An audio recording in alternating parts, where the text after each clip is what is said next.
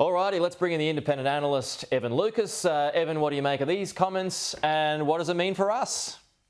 Yeah, so his comments actually even went a little bit further than that still, in that he highlighted that the recent data does not break away from their current trend, and their current trend is still for 3 rate cuts in 2024. And with that in mind, they have to realistically start in June to get through the amount of meetings they have left for the rest of the year, and also, as he just alluded to in the piece that you put out there, make sure that everything is on a sustainable path. So the market last night woke up to that and basically said that they've probably got a little bit ahead of themselves with moving back expectations. They've reiterated to the idea that June is now the liftoff date.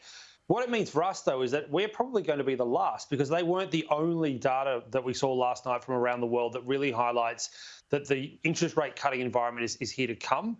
The ECB is probably the one that's going to start next. The European Central Bank is due to meet in May. And last night, their inflation data for the Eurozone was significantly lower than expected at 2.4%. And they have what's equivalent to our cash rate sitting at 4.5%. So it's even higher than we have. And everything that Christine Lagarde has been saying over the last 3 to 4 months is that they will start rate cuts. And it now looks like they're going to be the first, after we've seen from the Swiss National Bank. They'll be next, along with the Federal Reserve, which means that we will probably be the last off the rank because we have gone slower and much more conservatively than our overseas peers.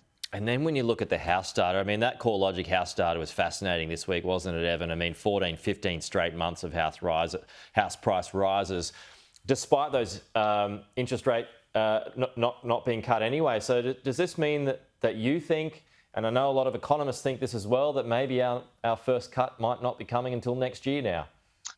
No, I'm still of the view that they will cut this year, purely for the fact that, again, their assumptions have not changed, and their assumptions are based on their forecasts. So if you take their assumptions, they expect to cut rates twice in 2024 to make their forecast that unemployment will fall to about 4.5%, rise. You'll see inflation start to go down to about 3.2%, and that the GDP figure will be about 1.2, 1.4%. So I'm still of that camp. What the data, and you alluded to in the housing data, is it wasn't just what we saw from CoreLogic on Monday. Yesterday, PropTrack showed that since COVID to now, the increase in house prices has been as much as 40% on an accumulative basis.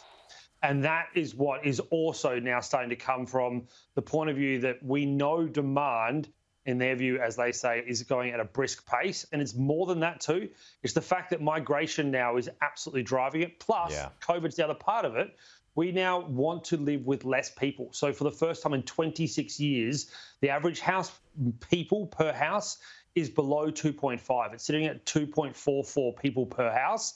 And that means that drop has added an extra 120,000 houses needed just to offset that, let alone the migration. So the RBA has this big issue that demand has changed through demographics, not necessarily just through what's going on in market pressure. The demographics is therefore driving up demand, supply is falling, and that's why we have a house price market that is completely out of kilter with 13 rate rises. Yep, true. Evan, good to chat as always. Thank you.